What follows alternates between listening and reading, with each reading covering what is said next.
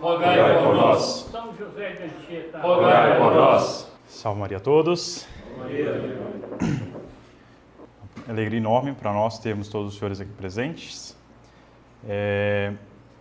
Eu preparei essa reunião, vocês todos conhecem já o personagem, eu acredito que sim. É muito tratado, sobretudo no meio católico jovem, mas não dão a visão que deveriam, nem o destaque que ele deveria ter.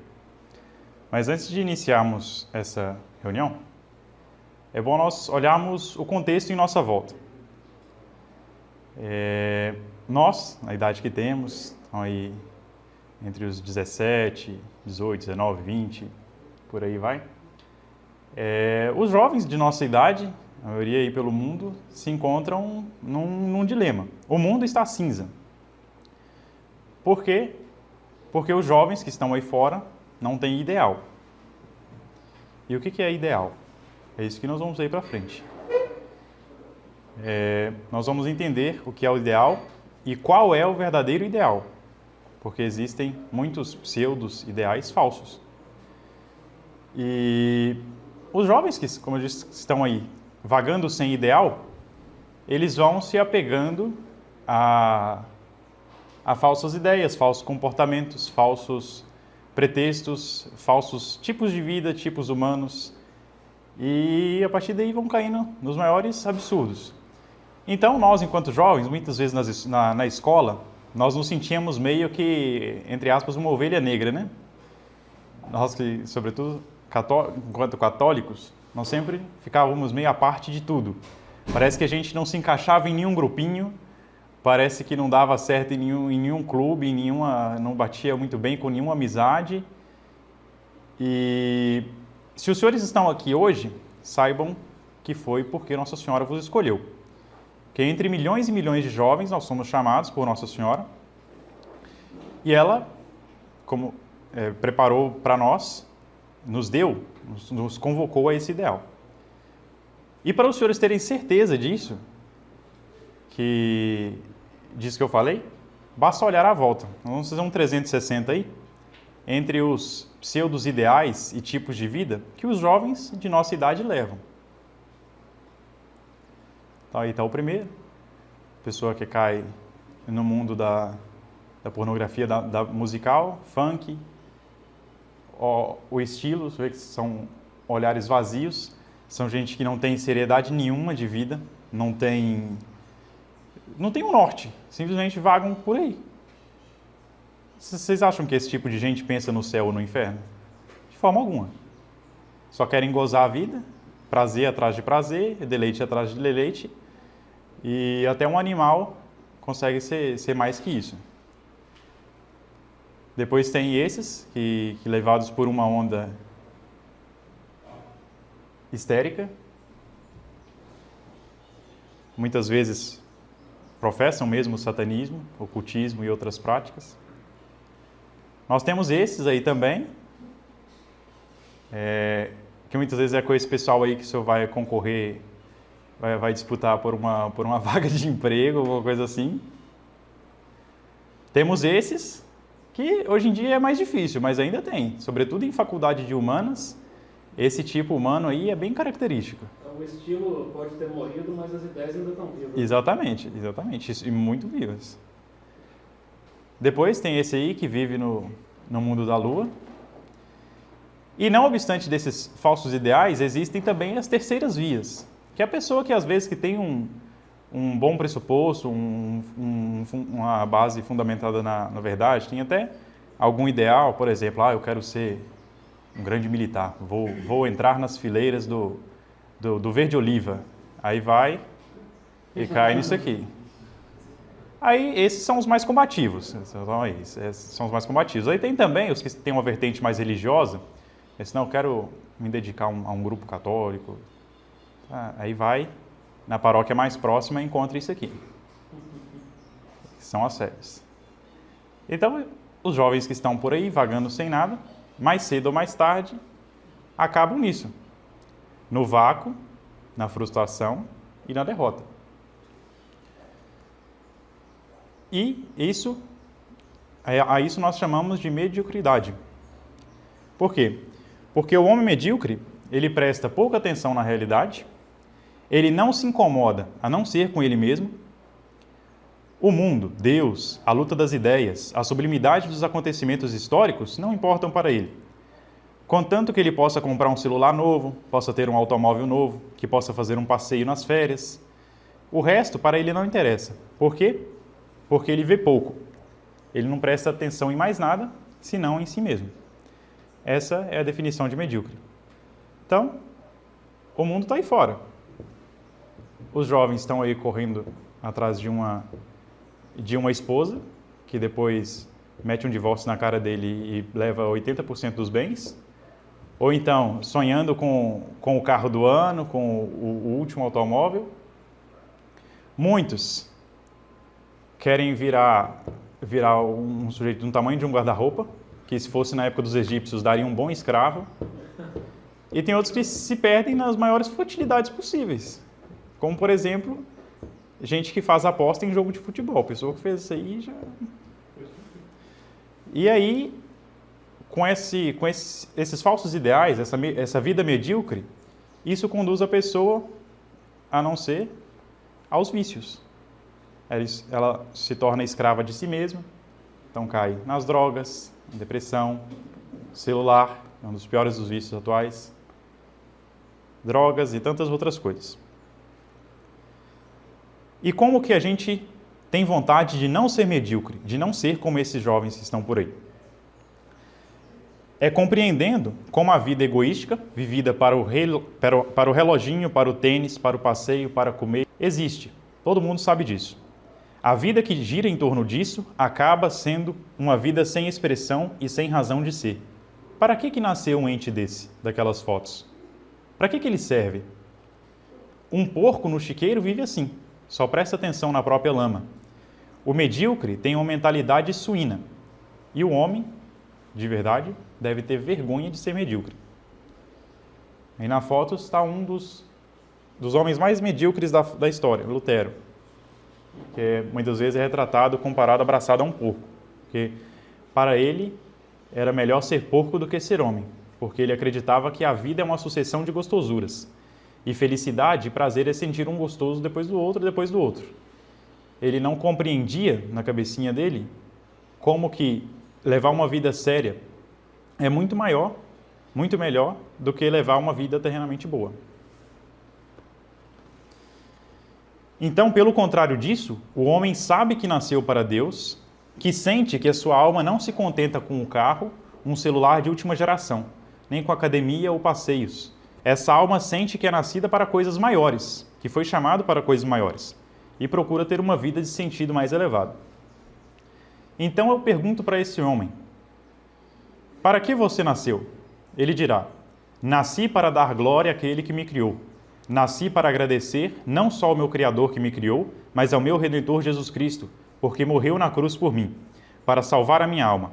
Vejo nosso Senhor Jesus Cristo negado e perseguido hoje em dia. Vou lutar por ele. Esse é o sentido da minha vida. Celular, carro, passeio. O celular, por questões técnicas, todo mundo precisa ter. Um passeio, às vezes a gente deve dar, mas são coisas secundárias. A questão é servir e lutar. Portanto, senhores, assim nós podemos definir o nosso ideal, que é o ideal de cavalaria. Mas, o que é precisamente o ideal da cavalaria? O principal elemento desse ideal é pelo qual o cavaleiro combate. Ele é, antes de tudo e sobretudo, católico, apostólico, romano. Ele vive para a causa da igreja e quer que a igreja vença. O alto sentido pelo qual o cavaleiro combate, a Santa Igreja Católica e a civilização cristã. Pelo senso católico, o verdadeiro cavaleiro discerne a necessidade mais preeminente da igreja e luta por ela. Um dos traços mais característicos do cavaleiro é o gosto pelo risco que o faz, por assim dizer, tocar em Deus. É isso que nós podemos sentir quando nós estávamos lá naquela praça rezando o texto, bradando ali para aquele pessoal que já estava vivendo um pré-carnaval, que são ateus práticos, bradando para o padre comunista lá dentro da igreja, bradando para as pessoas que estavam passando ali na rua, que tem muita pouca fé, para não dizer nenhuma. E é esse risco que nos move. Porém, não se trata de um querer sob qualquer aspecto. Não é, por exemplo, como um missionário, um pregador, um indivíduo que se preocupa com a arte sacra. Todas essas coisas são excelentes para a causa da igreja. Mas o cavaleiro é aquele que considera a maior das necessidades nela, no presente momento, e a atende. É assim que são com os santos. Não existe um santo na história da igreja que não combateu o mal de sua época. São Tomás de Aquino não estava combatendo por exemplo, os fariseus do tempo de Nosso Senhor. Não, São Tomás de Aquino estava lutando contra os hereges do tempo dele. Mais para frente nós vamos ver qual que é o mal de nosso tempo, o qual nós somos chamados a lutar contra ele em defesa da igreja. Assim, como nós vamos ver nesta reunião, no tempo das cruzadas, a luta contra os maometanos constituía uma necessidade primordial. De que valeria ter universidades, construir catedrais, castelos, fazer uma civilização esplêndida, se os maometanos entrassem e derrubassem tudo? Não teria adiantado de nada. Ou seja, a luta contra os mouros era um ponto de importância, tal qual o resto dependia disso. Se nessa luta os católicos vencessem, tudo poderia se esperar. Se não vencessem, tudo se perdia. Imagine pensar, por exemplo, que o problema do mundo atual é simplesmente a missa, ou o concílio. Ou pensar que o único problema do mundo atual seja, enfim, qualquer outro tipo de problema, que não seja a revolução como um movimento universal, é uma falsa válvula de escape. Porque, como está dito aqui, do que vale construir catedrais, castelos, fazer uma civilização, se os maometanos entrassem e derrubassem tudo? Não vale nada. E hoje em dia existem muitos grupos, inclusive católicos, que apresentam falsas soluções para os problemas modernos. Então, um outro elemento essencial dentro da cavalaria, como foi dito, é o gosto pelo risco. O cavaleiro luta por sua vida, mas não hesita em expô-la para a causa a qual serve. É o herói católico que vai de encontro à morte para defender a civilização naquilo que ela mais precisa. Então, é essa noção de risco, essa noção de sacrifício, essa abnegação, essa renúncia aos prazeres que nos move, deve nos mover. O pessoal das primeiras fotos lá não tem nada disso, absolutamente nada, nem resquício. Aqui nós vamos passar rapidamente para compreender ainda melhor sobre os mandamentos da cavalaria. Então, o primeiro mandamento: crerás em tudo em que ensina a igreja e observarás todos os seus mandamentos. Segundo mandamento: protegerás a igreja. Aqui é interessante, vejam como era o rito da recepção de um cavaleiro. O pontífice dizia ao cavaleiro: recebe esta espada em nome do Padre, do Filho e do Espírito Santo, usada para a tua defesa, para a da Santa Igreja de Deus e para a confusão dos inimigos da tua religião. Terceiro mandamento: respeitará todas as fraquezas e te constituirá seu defensor.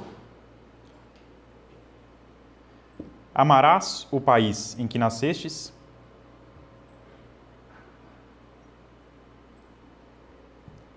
Quinto mandamento: não recuarás diante do inimigo.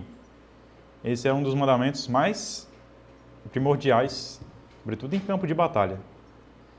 Era condenado com pena de morte o cavaleiro que recuasse. Sexto mandamento: moverá aos infiéis uma guerra sem trégua e sem mercê.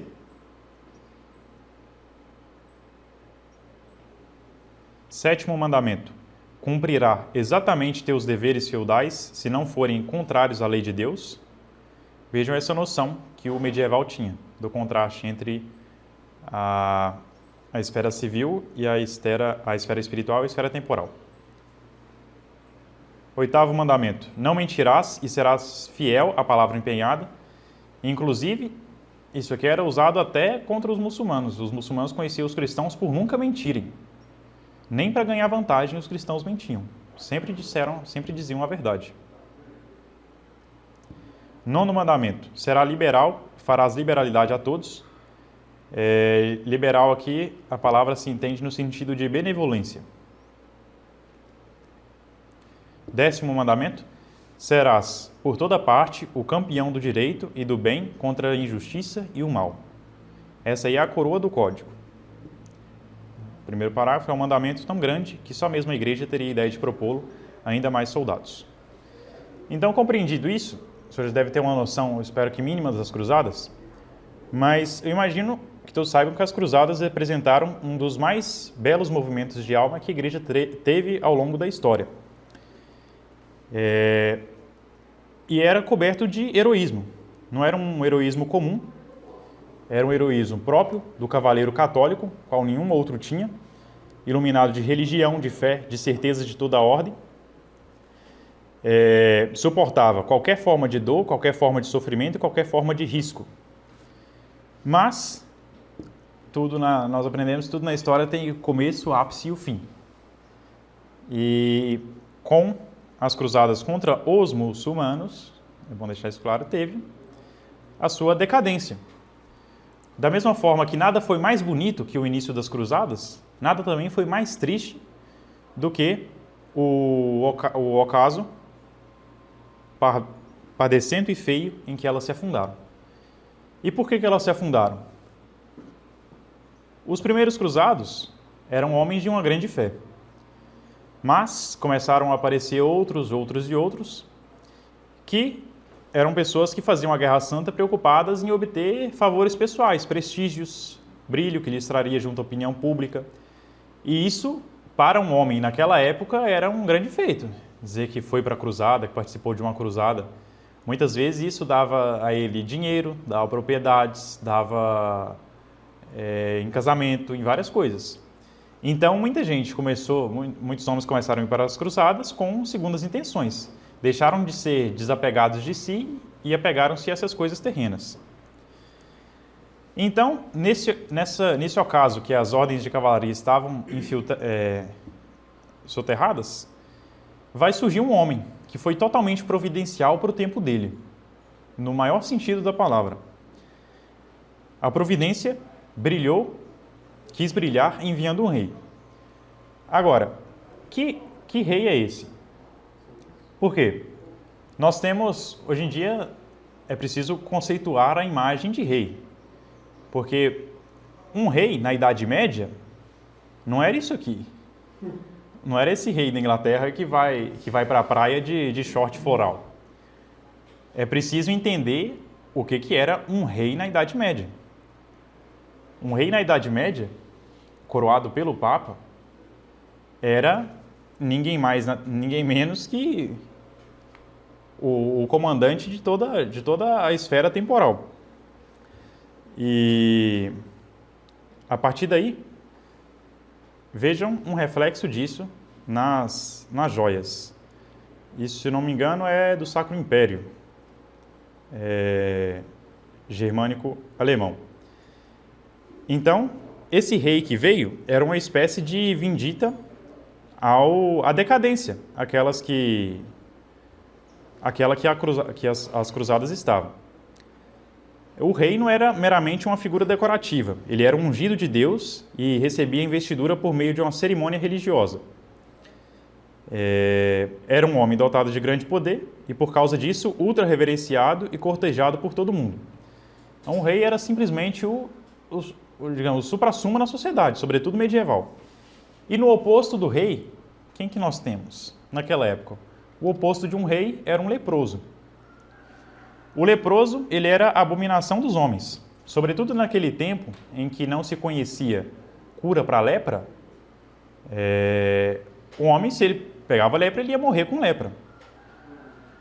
A lepra, em muitas de suas manifestações, que eram muito frequentes naquele tempo, é uma doença, sobretudo lenta, que vai matando o homem pouco a pouco e de um modo extremamente horroroso. A pessoa vai apodrecendo, as extremidades incham, entrumecem, depois vão caindo de podres. Então começam a cair os dedos, os artelhos, cai o nariz, as orelhas incham. Então o corpo fica como uma espécie de chaga viva. Então, imaginem, por exemplo, um leproso morando em um ambiente desse. Que contraste seria? Seria uma das salas da Sainte-Chapelle em Paris. O contraste de um homem curioso, na Idade Média, eles, na barra da túnica do leproso, eles costuravam sininhos, uma espécie de sinetas na barra da túnica, para quando o leproso andasse, aquilo ali fizesse barulho e as pessoas que estivessem próximas se afastassem dele. E nós tivemos esse homem, para terem ideia, ele era neto de Godofredo de Bouillon, e nós estamos falando de ninguém mais, ninguém menos que Balduíno IV, o último rei de Jerusalém, filho de Amaury I de Jerusalém e de Inês de Courtenay. Ele nasceu no ano de 1160, na cidade santa. Essa aí é um versículo das Escrituras, que é até mesmo uma profecia de Nosso Senhor. Depois, quando ele aparece a Santa Brígida, ele diz essa mesma frase. Sou um verme e não um homem. De tão desfigurado que Nosso Senhor estava, ele disse isso, de tanto flagelo que ele levou. E Balduíno IV poderia dizer o mesmo, porque a lepra o consumiu por inteiro. Vamos ver que nas últimas batalhas que ele foi, ele já não tinha as mãos. Então eles amarravam a espada no resto de braço que ele tinha. Amarravam a espada para que ele pudesse ir para a batalha. Com a morte prematura do pai dele, ele foi aclamado aos 13 anos de idade, como rei de Jerusalém. Quando ele tinha essa idade, era um adolescente encantador, o mais cultivado dos príncipes, era dotado de uma grande vivacidade de espírito, ele tinha um pouco de gagueira, gaguejava um pouquinho, ligeiramente, como seu pai, e tinha uma excelente memória. Isso aí quem diz é esse historiador, depois posso passar as referências para os senhores. Balduíno IV, aos 14 anos, enfrentou os muçulmanos, os islamitas, e derrotou eles. Vejam bem, 14 anos de idade. Nós temos aqui o mapa de Jerusalém, onde vai se desenvolver a batalha que nós vamos tratar. Tudo que está de verde aí é mundo islâmico, né? Exatamente. O Califado do Cairo, o sultão lá em cima. Deixa eu ver aqui. Emirado de Damasco. Exatamente. Então, mesmo sobre o reino do pobre adolescente leproso, e mesmo em presença da unidade muçulmana, quase inteiramente reconstituída, como os senhores viram no mapa anterior, a dinastia franca da Síria manteve os inimigos em xeque. Apesar de sua enfermidade, logo ele não viajara mais, senão em liteira.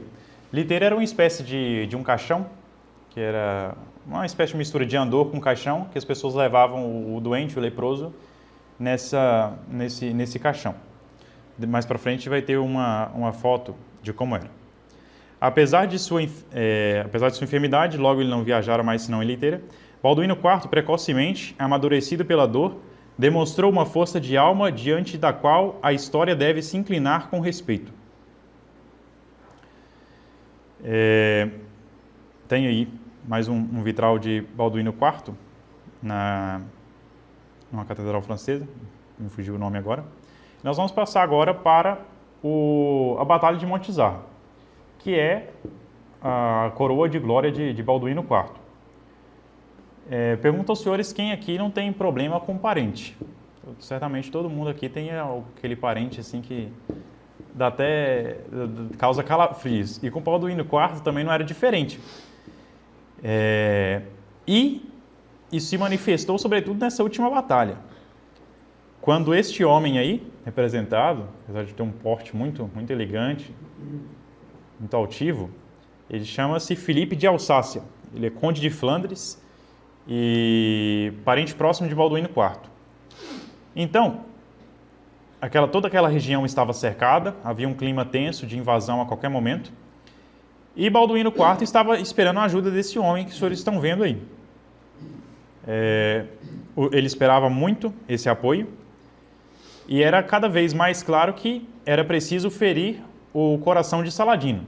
Saladino era ninguém mais, ninguém menos que o maior general maometano de todos os tempos. Um homem terrível, terrível, que derrotou vários outros cristãos. Uma vez que Saladino tivesse conquistado o Egito, Damasco não poderia deixar de subtrair-se ao poder cambaleante de Saladino. Então, vocês estão vendo aí, se ele conquistasse o Egito, Damasco também iria cair. E eram duas regiões muito visadas pelos cristãos. Então, isso era o plano de Balduíno IV, não deixar essas duas cidades caírem. Mas o primo dele, o seu querido primo Filipe, pensava de uma forma diferente.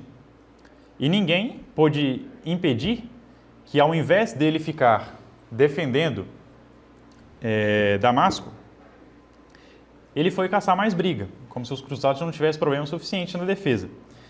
Então, ele foi guerrear na Síria do Norte, lá embaixo, levando consigo parte do exército franco e deixando assim a Cidade Santa desguarnecida. Vejam que imprudência.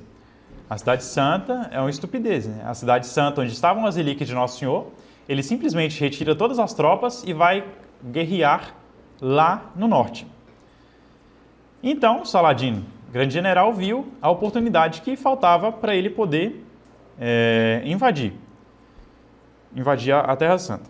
Então, com a prontidão dos homens de ação e dos grandes capitães, pôs em pé de guerra o exército que destinava à defesa do Egito e atirou-se na direção da Palestina, à testa de seus batalhões, tomando a antiga Via Maris, que é essa imagem aí que vocês estão vendo, que é próxima do mar, que bordeja o mar através dos exércitos de areia.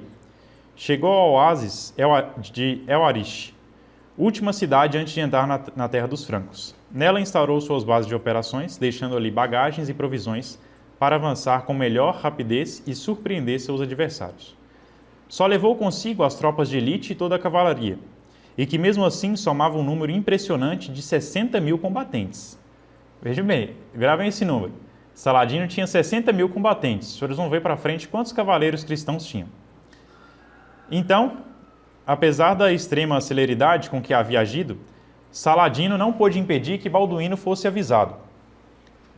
Foi um duro golpe. O jovem rei, convalescente de uma piora na sua doença, deparava-se com a situação dramática.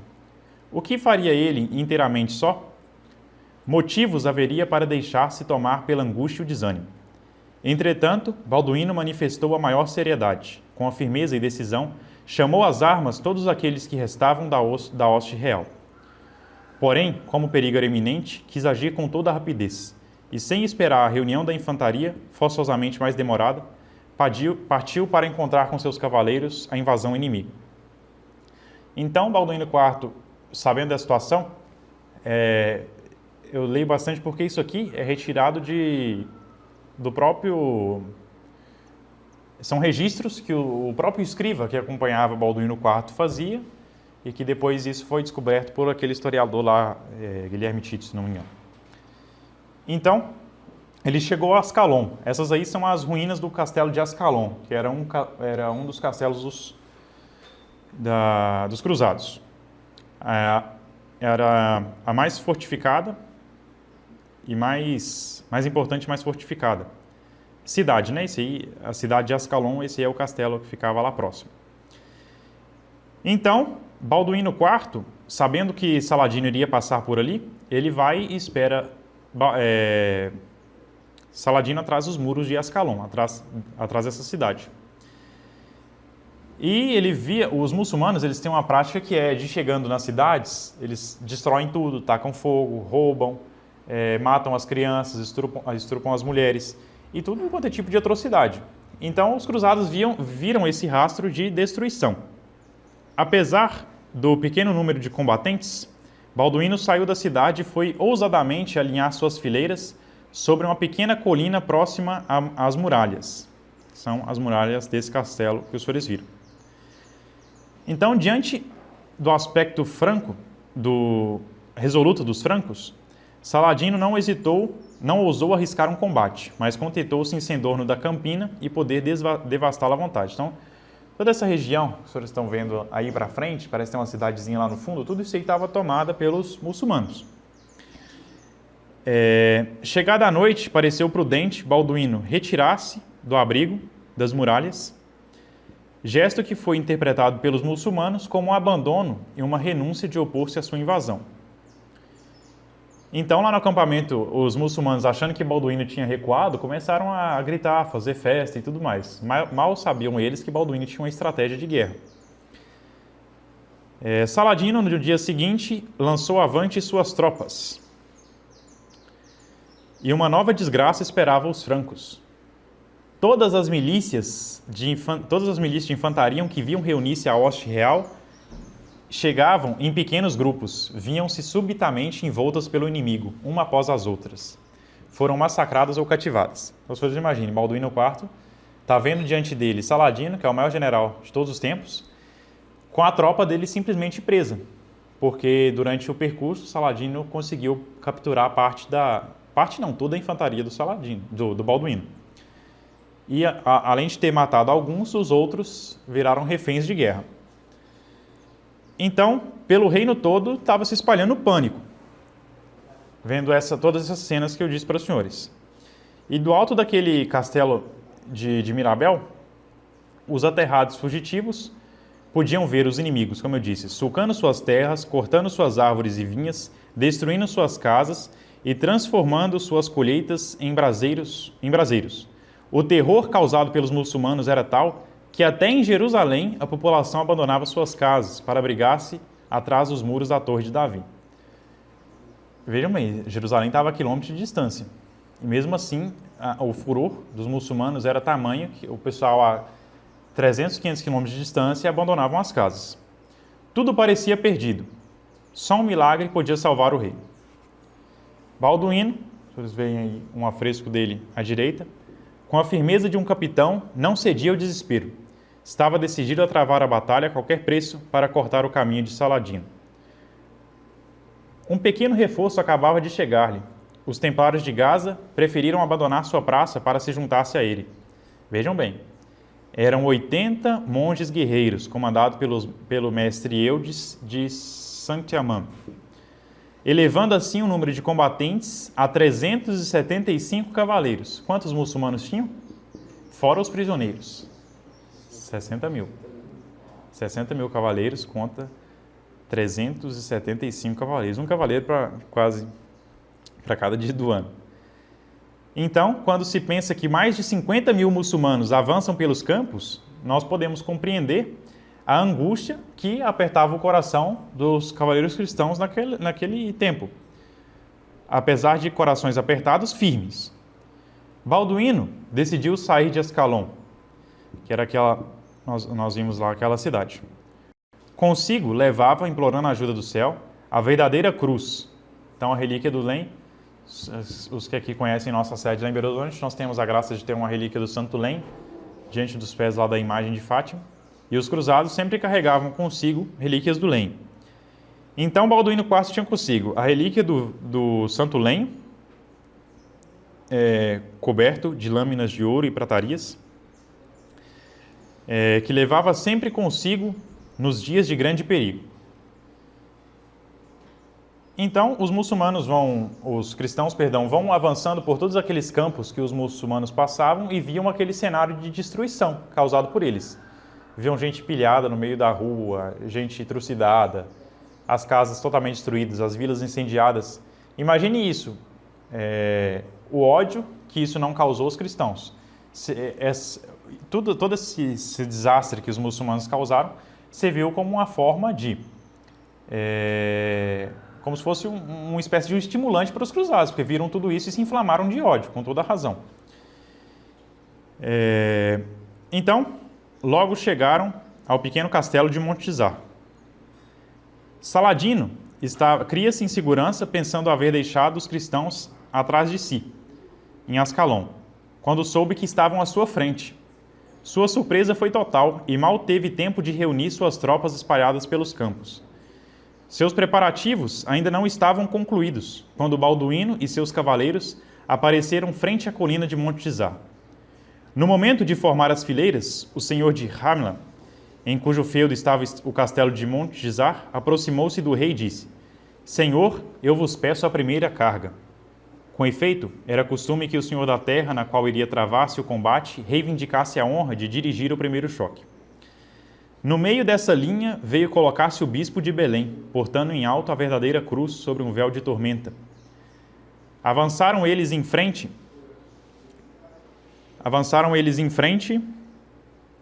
as fileiras cerradas, como um só homem. Então, imaginem só, onde nós temos bispos aí que ficam plantando árvore para ajudar a Mãe Terra, outros que falam do pecado ecológico, etc. Esse bispo, no meio da batalha, portando a relíquia do Santo Leme. Seria tirado de um filme, essa imagem? Mas imaginem só a beleza que não era. Uma relíquia toda cravada de lenhos, os cruzados todos em volta dela. E vendo aquele cenário, nós, 375 homens, vendo 60 mil cavaleiros marchando em nossa direção. Balduíno IV sentiu hesitação, penetrar em sua tropa. Veja bem, um homem que tinha esse discernimento da tropa dele. Descendo então do cavalo, prosternou-se com o rosto na areia diante da cruz. Vejam bem, um homem que já não tinha sequer mais os dedos, que o seu rosto era uma chaga viva, não tinha mais feição facial. Ele prosternou-se com o rosto na areia diante da cruz. Quando reergueu a cabeça, todos puderam ver que suas faces, tumefactas pela lepra, estavam sulcadas de lágrimas. Ao presenciar isso, o coração dos soldados foi tomado por enorme emoção. Estenderam as mãos sobre a cruz, jurando jamais fugir, e olhar como traidor e apóstata aquele que abandonasse o combate. Vejam bem, o cavaleiro que recuasse, que abandonasse, era visto como traidor e apóstata, pior que um pagão. Montando novamente a cavalo, avançaram contra os turcos, que se alegravam, pensando vencê-los facilmente. Eram 2 horas da tarde, quando os cavaleiros de Balduíno reiniciaram com grandes brados a primeira carga. Assim, narra a crônica muçulmana. Vejam bem, isso aqui é muçulmano que está escrevendo, hein? Ágeis como os lobos, surgiram os cavaleiros francos e atacaram em massa, ardentes como a chama. Isso aqui é um poema dos muçulmanos. Precipitaram-se como furiosa torrente. Mas a violência de seu assalto foi logo quebrada pelo verdadeiro mar de inimigo no qual se atiravam. E o mesmo se deu com as outras 2 cargas que se lançaram em seguida. Não via mais senão uma enorme confusão de homens, cavalos e armas, sobre o qual emergia apenas o santo lenho da cruz.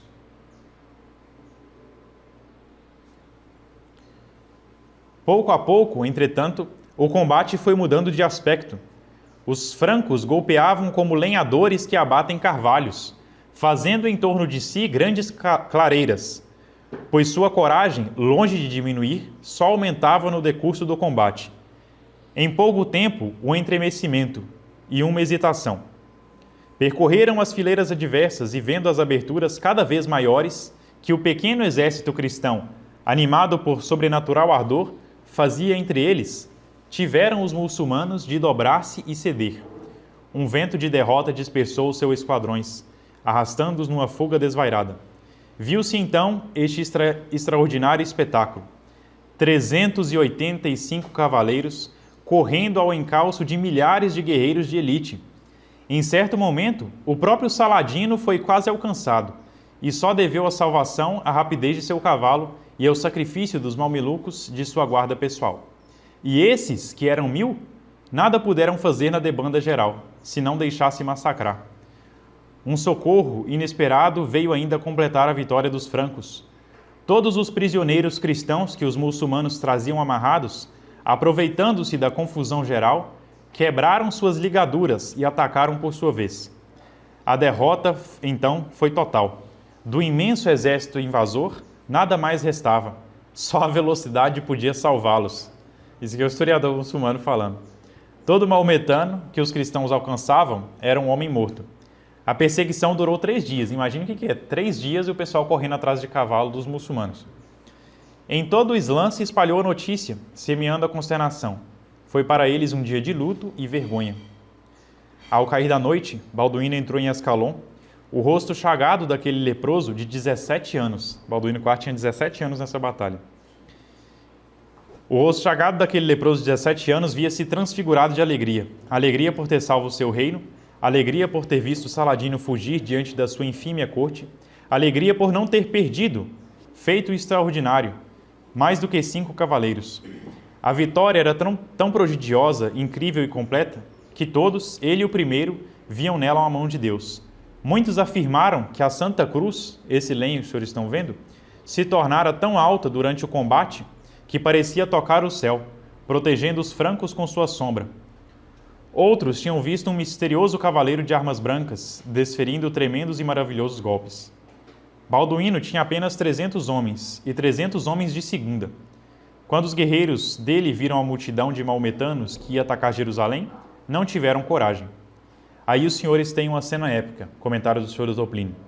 O rei leproso desce de seu cavalo, prosterna-se com o rosto na areia, diante do santo lenho, e pede a Nosso Senhor Jesus Cristo, por meio de Maria, que salve a cidade santa. Vem então uma dessas graças sobrenaturais, que não se podem explicar, senão por um verdadeiro sopro do Espírito Santo. Uma verdadeira Pentecostes pequena, em que todos mudam completamente.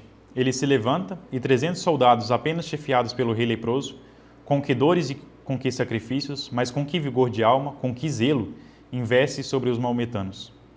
A investida é tremenda, inclusive usaram o recurso da guerra psicológica, bradavam para meter medo. Saladino não pôde resistir e teve de fugir a galope para o Egito. Então, o Dr. Plínio, depois aqui, ele vai comentar o seguinte, que Nosso Senhor, pegando justamente aquela linha do homem medíocre, o oposto da mediocridade seria, por exemplo, Nosso Senhor no Horto das Oliveiras. Quando Nosso Senhor estava lá suando sangue e chorando, ele teve o ápice de combater, o ápice de antimediocridade, digamos assim. Porque Nosso Senhor, quando estava ali agonizando, ele viu toda a história da humanidade.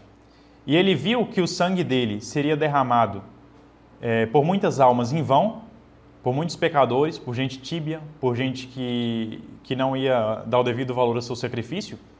Por isso ele agonizava, mas ao mesmo tempo algo confortava ele, porque ele também via as almas boas pelas quais ele ia derramar seu sangue.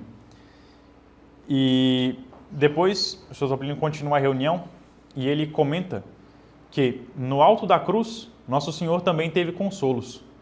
Nosso Senhor teve com uma espécie de sorrisos. Quando antes de morrer, ele tem esse mesmo pensamento. Ele vê, o Dr. Plínio diz, estava dando uma reunião para jovens, ele fala, Nosso Senhor no alto da cruz, da mesma forma com que ele viu Saladino, com que ele viu Balduíno IV se ajoelhando na areia e beijando o santo lenho, ele vê também os senhores aqui nessa sala, que foram escolhidos e que, dessa forma, como se fosse uma consolação para Nosso Senhor, como se esse fato o consolasse no alto da cruz. Então, ele, que foi um homem de todas as dores, teve uma consolação no alto da cruz, pensando em Balduíno. Então, Balduíno, e também nós que estamos aqui, arrancou algo à maneira do sorriso dos pobres lábios leprosos de Nosso Senhor. Nosso Senhor se consolou vendo a meditação dessa epopeia de Balduíno seria feita no século, aqui. Foi só isso? Não. Nosso Senhor também sabia que num dia do ano de 2025, essa epopeia de Balduíno IV seria lembrada, e que os filhos, por ele recrutados pela intercessão de Maria, para sustentarem a causa dele no século XX, haveriam de se embevecer, sabendo que, a propósito de Balduíno IV, Nosso Senhor também se lembraria deles. Nosso Senhor conheceu a presença dos senhores aqui e o consentimento de alma que os senhores dão à epopeia de Balduíno. E isso também consolou a Nosso Senhor no alto da cruz. De maneira que os senhores agora estão consolando a Nosso Senhor Jesus Cristo no alto da cruz. Fato que aconteceu no ano 33. Admitamo-lo simbolicamente da era cristã.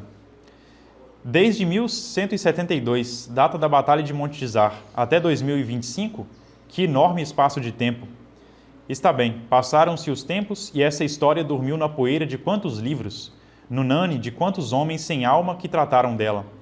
Mas ela estava reservada como uma joia para uma meditação nossa nessa tarde, e para fazer com que nós desejássemos ter a alma de um balduíno, ainda que fracos de corpo, fortes de alma, e dessa maneira, e com essa confiança invencível, só com 300, com 200, com 100 ou com menos.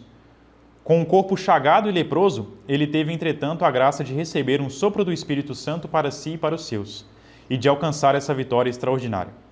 Minha parte, acho que eles perguntam se os senhores têm alguma pergunta, alguma dúvida que tenha ficado. Se não tem pergunta é porque ficou muito ruim ou porque ficou muito boa. É mais provável que seja a primeira, mas... Esse aí, Garão? Pois não. O que seria hoje o espírito do balduíno encarnado assim numa pessoa? Porque a gente não está mais pegando a espada para lutar, que a gente vai pegar daqui a pouco, mas vai ser encenação. Mas a gente não está invadindo a Terra Santa mais, não tem as guerras no Oriente Médio, são todas por interesse. Claro. Um jovem hoje que quer compartilhar dessa graça, quais passos ele deveria tomar e o que ele deveria combater? Bom, o simples fato, como eu disse no início da reunião, o simples fato de os senhores estarem aqui já é um indicativo que Nossa Senhora o chamou para essa luta. Por quê? Os cruzados foram homens, sem dúvidas, levantados pela divina providência, chamados a essa vocação, que negaram seus prazeres, negaram suas vontades e se dedicaram inteiramente à causa. Naquela época, os inimigos dos cruzados eram os muçulmanos. Na nossa época, os tempos são muito mais difíceis, temos muitos mais inimigos. Os cruzados enfrentaram aqui na Batalha de Montezar 60 mil homens contra 375. Em nossa época, esse número é muito maior. Mas, graças muito maiores que essa que Balduíno recebeu hoje, podem nos ser dadas se nós nos engajarmos nessa luta. Na reunião de amanhã, vai ser tratado justamente isso. Quem somos nós face a esse mundo que está aí? Quem somos nós face à quarta e à quinta revolução? Quem somos nós face a essa juventude perdida? Quem somos nós face a esse mundo decadente? Quem somos nós face às ruínas da cristandade? Então, um jovem que recebeu esse chamado, ele deve, sobretudo, corresponder. Porque se ele não corresponder, ele é um covarde. Pedir a Nossa Senhora a graça da perseverança, a graça de aceitar o sofrimento, como Balduíno IV fez, um homem que mesmo sem os braços e sem as mãos ia para a guerra. Enfim, o senhor Vitor Hugo vai completar a resposta agora, que tem que passar a palavra para os que vieram de longe também. Nos dias atuais, né, uma coisa muito interessante, eu acho que eu estava comentando com o senhor ontem na conversa. A alma humana, uma das características da alma humana, o homem é insaciável. Porque o homem ele foi criado para ser preenchido no absoluto que é o próprio Deus. Então, vira e mexe, a revolução, o mundo aí fora, dá uma série de promessas de que você vai se tornar pleno, você vai se tornar totalmente feliz, tendo até coisas legítimas que não são pecadas. Então, por exemplo, tendo uma carreira, se tornando bilionário, se tornando um Bill Gates da vida, ainda aqui da missa do Dentinho, entendeu? Arranjando a mulher perfeita, que não existe, tá? e coisas do gênero. Mas aí que tá, o homem, sempre quando isso é atestado, né, por todo pagão, ateu, até por médicos, psicólogos, o homem é um ser insaciável porque ele só realiza numa plenitude pela qual ele mesmo foi criado. Ele foi criado pelo próprio Deus, e que é aí que entra a vocação e entra todo o chamado. Então, esse desejo insaciável se completa no ideal. Muitos psicólogos, hoje em dia, o que tem de tratar de psicologia, porque as pessoas querem entender mais como funciona o homem, né, por não se compreender, é uma coisa gigante. Muitos psicólogos têm comentado que esse ímpeto dos jovens, né, da juventude de ter um idealismo, etc, é algo natural. Porque é os primeiros passos que a pessoa está discernindo para o resto da vida. E esse lado natural é algo criado pelo próprio Deus, para que um dos braços que nós damos lá no grupo de São Paulo, em dos lugares, é uma frase do Paulo Clorel, que é o seguinte: a juventude não foi feita para o prazer, mas sim para o heroísmo. Então, o que é o heroísmo? O heroísmo, ele pressupõe sacrifício. Mas o que é o sacrifício? É uma espécie de masoquismo? Então, você está dizendo que eu tenho que gostar de sacrifício, eu tenho que gostar de sofrer? Não. O heroísmo, ele pressupõe ideal. Então, a pessoa, quando ela sofre por um ideal, ela se sente completa. Quando a pessoa ela não sofre, ela tem uma série de energias e capacidades que ela tem dentro de si, que, ficando dentro dela, é igual um alimento que fica guardado num pote por muito tempo. Ela azeda e estraga. Então, por isso que, por exemplo, nós vemos a sociedade hoje, a juventude hoje. É a época da liberdade, né?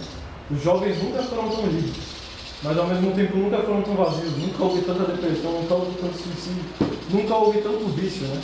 Por quê? Porque morreu o idealismo, morreu o senso de eternidade, morreu o senso de sacrifício. Então, não sei se ajuda. Nossa, em 10 minutos deu mais que minha reunião toda. Respondido, senhor Luiz? Respondido. Muito obrigado. Muito bem.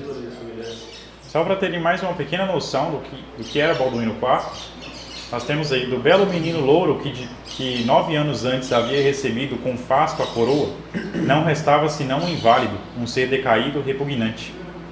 O belo rosto não era mais que placas de carne marrom, fechando 3/4 partes das orbitais, das quais todo olhar fugira para sempre, cortando do mundo, mergulhando numa noite eterna. Suas mãos elegantes estavam reduzidas ao estado de cotos. Seus dedos amortecidos haviam caído um após outros putrefatos. Seus pés haviam tido a mesma sorte, estavam como encolhidos pelo mais cruel dos torcinários chineses. Cobertos de placas e bolhas, o resto do corpo não estava diferente para se ver. Esse homem, que perdia pouco toda a semelhança com um ser humano, comunicava-se ainda com o mundo através de uma boca deformada. Pois se o corpo era pouco a pouco destruído, o espírito permanecia firme. Ao preço de esforços por vezes espantosos, ele continuava a assumir seu papel de rei. Jamais ele havia faltado a um combate, jamais fugido a uma responsabilidade. A crise foi mesmo tão forte que ele teve medo de morrer. Não de comparecer diante de seu Criador, pois para isso ele estava há muito tempo preparado, mas de privar bruscamente seu reino, seu exército de um chefe. Então, senhores, essa é a história de Balduíno IV, esse homem que está aí numa liteira.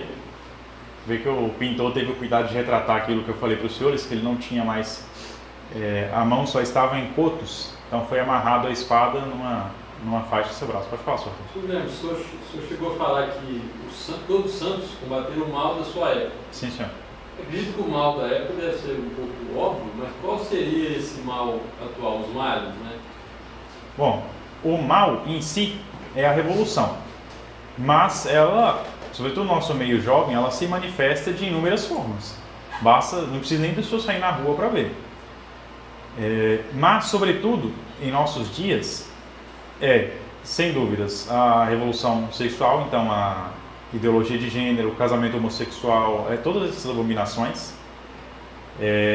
Depois, sobretudo, nas modas e nos costumes, as pessoas cada vez vão caindo mais no tribalismo, no indigenismo, e nos dois aspectos, tanto nos costumes quanto nas modas, vê que as pessoas estão andando quase nuas na rua.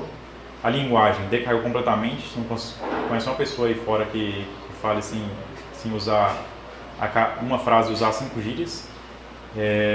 Aí vem outras coisas, mãe de pet, pai de pet, uma abominação também, como narra as Sagradas Escrituras. Outra coisa que vem disfarçada, como um cavalo de Troia, inteligência artificial, e que ninguém tem falado nisso. Como que isso é propriamente quarta e quinta revolução, que o Dr. Plínio trata na RCR. É exatamente o que ele escreveu está acontecendo. Enfim, acrescenta mais alguma coisa, senhores? Fica à vontade para responder os fatores também. Sr. Guilherme? Eu acho que a inteligência artificial, como tecnologia, ela entra assim nessas várias tecnologias, males da época, celular, que vão deixando o homem mal acostumado, vão fazendo com que os homens, cada geração, fiquem mais despreparados. Né? Exatamente. É exatamente aquilo que o senhor tratou na última reunião, vai acomodando as pessoas. E para uma geração que é totalmente mole e é incapaz de pensar por si mesmo, imagine o que é uma ferramenta dessa a destruição que isso não faz em massa. Isso aqui é só interessante, uma frase das Escrituras que diz o seguinte, Jacó disse, não procedas assim, te peço, mas se achei graça diante de teus olhos, recebe das minhas mãos essa pequena dádiva, porque eu vi a tua face como se visse o rosto de Deus, sede-me propício. E isso nós podemos aplicar para Balduíno IV e para tantos outros heróis católicos, inclusive o cruzado do século XXI, que é exatamente esse reconhecimento. Eu vi a tua face como se visse o rosto de Deus. Eu espero que a reunião tenha contribuído, pelo menos minimamente, para o conhecimento dos senhores. É muito importante nós termos esse fundo histórico e esse panorama para saber que nós não somos os primeiros a empreender nessa luta, nessa cruzada, saber que nós temos sucessores, nós temos exemplos, nós temos, sobretudo, intercessores no céu, no nosso combate, que isso sirva de conforto e de lição para nós. Mesmo diante dos sofrimentos ao qual todos nós estamos sujeitos, diante desse mundo medíocre, o qual nós estamos postos face a face, que nós possamos olhar para Balduíno IV, lembrar de seu exemplo e que possamos, sobretudo, segui-lo na cruzada do século XXI. Em nome do Pai, do Filho e do Espírito Santo. Amém. Ave Maria, cheia de graça, o Senhor é convosco, bendita sois vós entre as mulheres, bendito é o fruto de vosso ventre, Jesus. Santa Maria, Mãe de Deus, rogai por nós, pecadores, agora e na hora de nossa morte. Amém.